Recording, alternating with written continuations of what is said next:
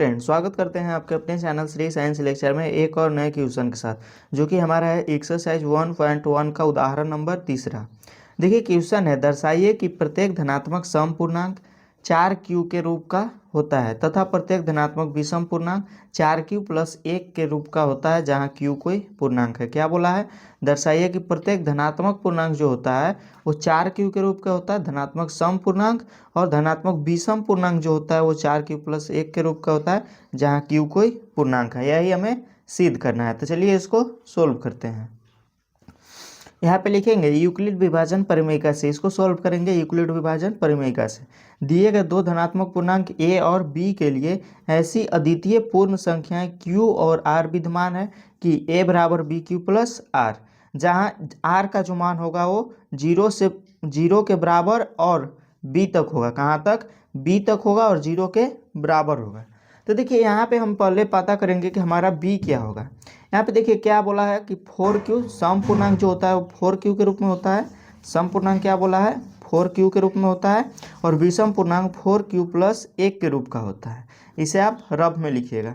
अब यहाँ पे देखिए क्या बोला है, 4q और 4q प्लस 1 के रूप का होता है। यहाँ पे देखिए q किसका गुणांक है? तो q 4 का गुणांक है। किसका? 4 का गुणांक है। और यहाँ पे q किसका गुणांक है? तो b का गुणांक है, यानी कि b का जो वैल्यू हो जाएगा वो हमारा कितना हो जाएगा? 4 हो जाएगा। यहाँ पे b का वैल्यू आपको पता करना पड़ेगा। यहाँ पे b का वैल्यू जो हमारा हो जाएगा वो 4 हो जाएगा। तो यहाँ पे लिखेंगे माना p बराबर जो हो जाएगा वो 4 हो जाएगा। कितना? 4 हो जाएगा। तो हमारा हो जाएगा a बराबर 4q प्लस आर हो जाएगा। क्या हो जाएगा? a बराबर 4q प्लस आर, जहाँ 0 के बराबर और 0 से बड़ा होना चाहिए और b जो होगा वो r से छोटा होगा। तो यहाँ पे देखिए हमारा b क्या हो गया? तो b हमारा हो गया 4। क्या हो गया? b 4 हो गया। यानी कि r का जो वैल्यू होगा वो होगा यानी कि 0 से लेके और 4 तक और 0 के बराबर भी होना चाहिए। तो चलिए पहले r का वैल्यू देखते हैं। r बराबर हमारा क्या हो जाएगा? 0 के बराबर लेना है, यानी कि एक 0 हो जाएगा, एक 1 हो जाएगा, एक 2 हो जाएगा और एक 3 हो जाएगा। 4 से छोटा होना चाहिए। तो r बराबर यही देखिए हमारा वैल्यू हो जाएगा 0, 1, 2 और 3। इसको मान लेंगे समीकरण 1। क्या मान लेंगे इसको? इसको समीकरण 1 मान लेंगे। अब यहाँ पे देखिए r का 4 वैल्यू हो गया। तो चलिए इसको हम सोल्व करते हैं। r का वैल्यू 0 लेने पे केस 1 करते हैं। तो यहाँ पे लिखेंगे केस 1 से। किससे? केस 1 से, जहाँ r बराबर हम 0 लेंगे। r बराबर 0 हो तो समीकरण 1 से, समीकरण 1 हमारा क्या है? समीकरण 1 से, समीकरण 1 हमारा क्या है? a बराबर 4q प्लस आर का वैल्यू क्या हम रख देंगे? तो आर का वैल्यू रख देंगे 0। क्या रख देंगे? 0। तो हमारा a बराबर जो हो जाएगा वो हो जाएगा 4q। क्या हो जाएगा? a बराबर 4q। अब यहाँ पे क्या बोला था कि प्रत्येक धनात्मक सम पूर्णांक जो होगा वो 4q के रूप का होगा। क्या होगा? 4q के रूप के होगा। तो सम किसे बोलते हैं? जो 2 से विभाजित हो जाए, यानी कि जिससे 2 से भागा लग जाए उसको सम बोलेंगे, और जिसमें 2 से भागा ना लगे उसे विषम बोलेंगे। तो यहाँ पे लिखेंगे कि एक ही 2 से ए विभाजित है। क्या है? 4 जो है वो 2 से विभाजित है। तो यहाँ पे लिखेंगे यह संख्या 2 से, यह संख्या 2 से भाज्य है, 2 से भाज्य है, अतः यह संख्या 2 से भाज्य है, अतः 4q धनात्मक 4q धनात्मक सम पूर्णांक है।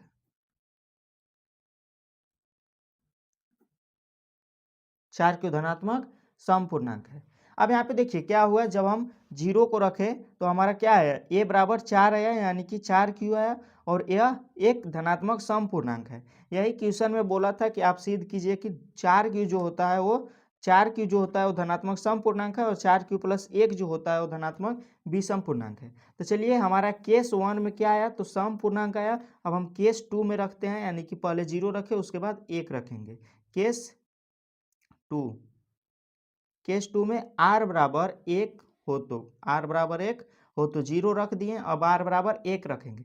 यहाँ पे लिखेंगे समीकरण 1 से। किससे? समीकरण 1 से। समीकरण 1 क्या है? a बराबर 4q प्लस, अब हम यहाँ पे r के जगह पर 1 रखेंगे क्योंकि यहाँ पे r बराबर 1 लिए हैं। तो हमारा a बराबर जो हो जाएगा वो 4q प्लस 1 हो जाएगा। क्या हो जाएगा? 4 क्यू प्लस 1 हो जाएगा।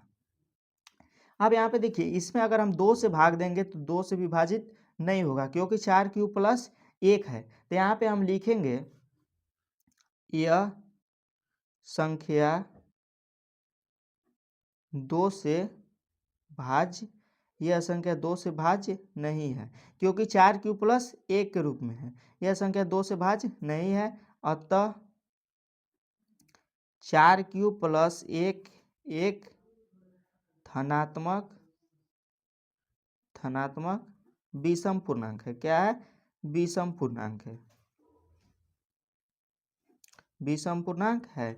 अब देखिए, यहाँ पे सम पूर्णांक भी आ गया, यहाँ पे विषम पूर्णांक भी आ गया। आप 2 वैल्यू और बच गया है, 2 और 3। अगर आप 2 रखिएगा तो यहाँ पे सम पूर्णांक आएगा, अगर 3 रखिएगा तो विषम पूर्णांक आएगा। तो आप रख के सिद्ध कर लीजिएगा।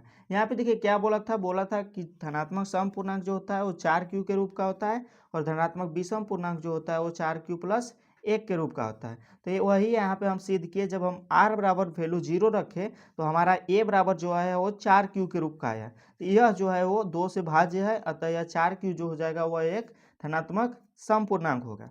केस 2 में हमारा क्या आया? तो r बराबर हम 1 रखे, r बराबर 1 रखे तो हमारा जो आया 4 क्यू प्लस 1 का रूप का आया।